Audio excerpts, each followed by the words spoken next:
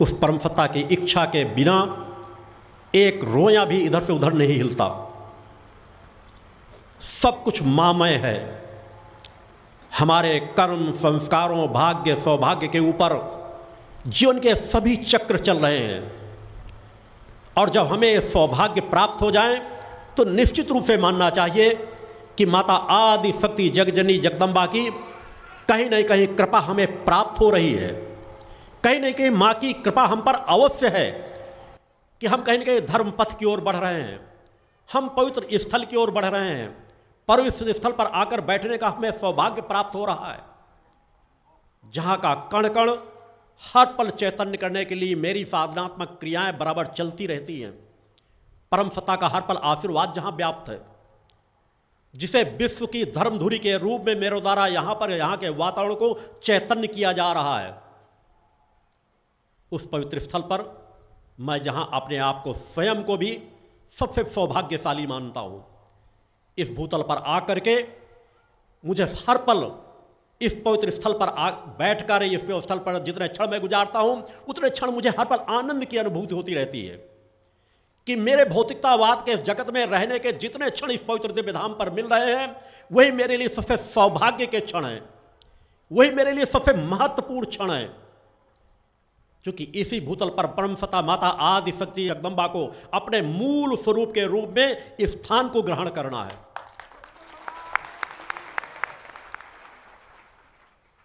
मां का कोई आवाहन नहीं कर सकता, मां को कहीं कोई स्थापित नहीं कर सकता। यह क्रिया तो मां की कृपा से ही पूर्ण होती है। मां स्वतः जो चाहती हैं हम आप सिर्फ वही कर सकते हैं। और यह पूरी क्रम, यह पूरी क्रियाएं, यह पूरा जो एक अभियान चल रहा है, माता आदि शक्ति जगजननी जगदम्बा की कृपा से एक एक कदम आगे बढ़ रहा है। माँ जैसा चाह रही हैं हम आप वैसा चल रहे हैं। माँ हम आपसे जो करा रही हैं हम वह सब कर रहे हैं।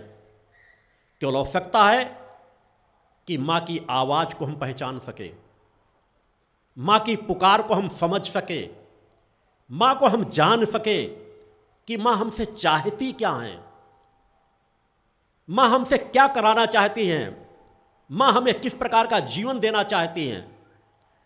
और इन सबको जानने के लिए हमें अपने अंतःकरण में झांकना होगा, अंतःकरण को समझना होगा। अनेकों भक्त शिष्य गीतों में गाते हैं, गुरु माँ से मिला दो, गुरुदेव जी हमें माँ से मिलाने आए हैं। आप माँ से दूर कब हो? आप और माँ में कोई भेद नहीं है।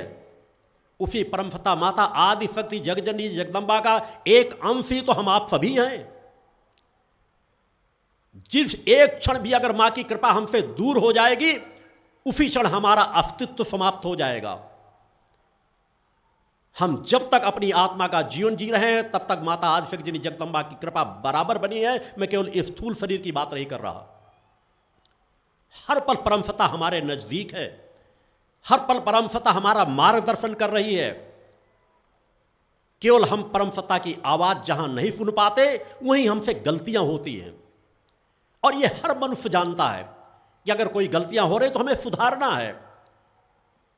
और अगर यह सब लोगों के अंदर एक विचार है तो हर पल एक सोच को पैदा करो कि हम किस तरह से मन को एकाग्र करें, उन विचारों को सुन सकें, उन विचारों को समझ सकें।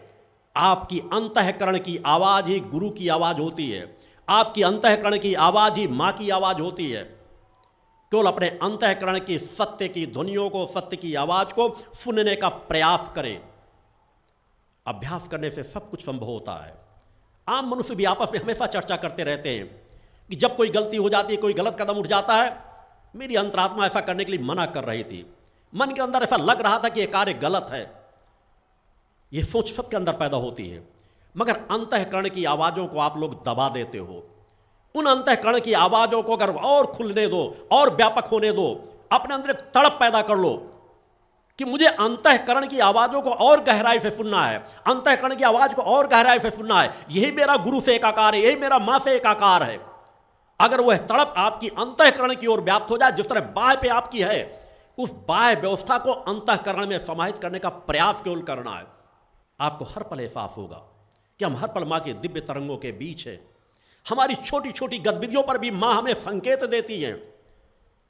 आपके अंतःकरण से आपकी जितनी शरीर की कोशिकाएं हैं, मस्तिष्क की कोशिकाएं हैं, शरीर के सातों चक्र हैं, ये आपको हर पल कुछ ना कुछ एहसास कराते हैं, कुछ ना कुछ विचार आपको देते हैं। यदि आप उन विचारों को सुन सकें, समझ सकें, जान सकें, तो आपको एक अलग आनंद की अनुभूति होगी। आपको लगेगा कि हमारे शरीर के अंदर कितनी दिव्यता भरी हुई है, कितनी चैतन्यता भरी हुई है। हम केवल हाड़ मांस के पुतले नहीं हैं, हम केवल खाने पीने और ऐसो आराम करने के लिए नहीं आए हैं, हम केवल पढ़ाई लिखाई थोड़ा बहुत व्यवसाय नौकरी करने के लिए नहीं आए हैं। हमारी क्षमताएं अपार हैं, बहुत व्यापक हैं, हम किन्हीं सीमाओं में बंधे हुए नहीं हैं। हम अनंत लोगों की यात्रा को तय कर सकते हैं, अनंत शक्तियों को प्राप्त कर सकते हैं। हम एक अजर अमर अविनाशी आत्मा है।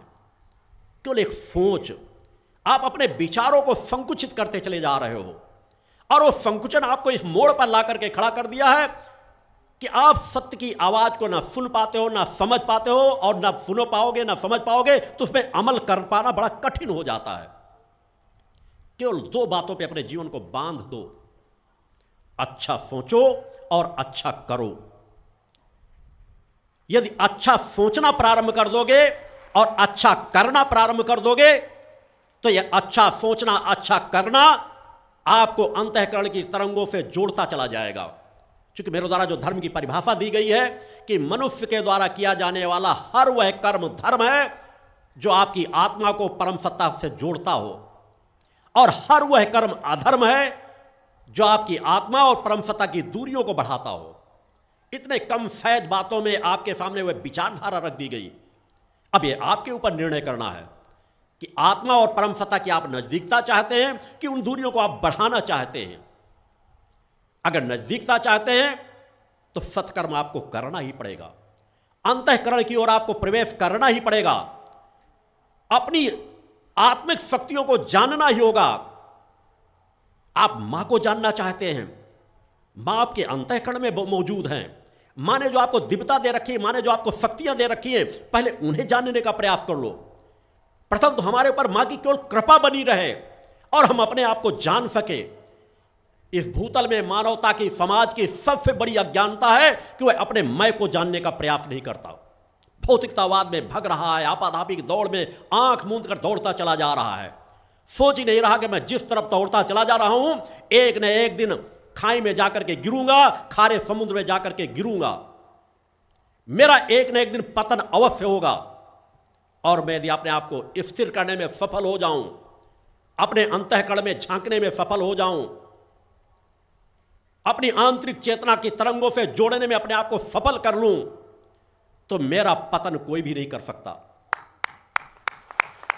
कोई काल चक्र प्रवाह है आपको पतन के मार्ग में भेज नहीं सकता। आप सदा उन्नति की ओर बढ़ेंगे, आपकी आध्यात्मिक शक्तियां बढ़ती चली जाएंगी। मैंने आपको इसलिए बार बार कहा है कि सबसे पहले अपने अंदर एक दृढ़ता को बैठा लो कि आप एक अजर अमर अविनाशी आत्मा हो। आप इस तरह के अनेकों जन्म जी चुके हो और अनेकों जन्मों की आगे की यात्रा तय करोगे। निर्णय आपको करना है कि आप दुख तकलीफों से भरा हुआ जीवन चाहते हैं कि सुख शांति समृद्धि से परिपूर्ण ऐसा जीवन चाहते हैं कि जहां आप कह सकें कि मुझे किसी भी स्थान पर भेज दिया जाए, किसी गरीब से गरीब परिवार में भेज दिया जाए, रेगिस्तान में भेज दिया जाए, जहां कोई भी व्यवस्थाएं ना हो, मेरे अंदर अगर मेरी आत्मशक्ति है, परम सत्ता ने जो मेरे अंतःकरण में भर रखा है, यदि मैं उनको जानता हूं तो मैं किसी भी रेगिस्तान पे भी हरियाली ला सकता हूं। बोलो तो भगवान की जय। गरीब से गरीब परिवार में जन्म लेकर के भी उस ऐश्वर्य के सुख का उपभोग कर सकता हूं जो लोगों की कल्पनाओं के बाहर है। मनुष्य के अंदर आनंद की प्राप्ति कब होती है? आनंद की प्राप्ति तभी होती है जब उसको एहसास हो जाता है कि मेरे पास अलौकिक दिव्यताएं हैं। जिन चीजों के पीछे मैं भग रहा था, जिन्हें मैं सब कुछ मान रहा था, महल बंगले बैंक बैलेंस से सब कुछ, ये सब चीजें तुच्छ हैं। यदि मैं अपनी ऊर्जा को इस दिशा में लगा दूं तो धन का अंबार खड़ा कर सकता हूं, मगर जो मेरा सत्य है उसकी तुलना में सब कुछ एक तुच्छ है, नगण्य है। मेरी असली शक्ति मेरी आध्यात्मिक शक्ति है, मेरी असली शक्ति मेरी आत्मिक शक्ति है, जो मुझसे कभी भी छीण नहीं होती।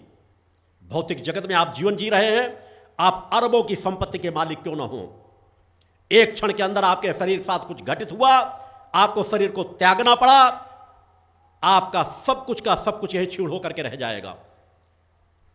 आप सिर्फ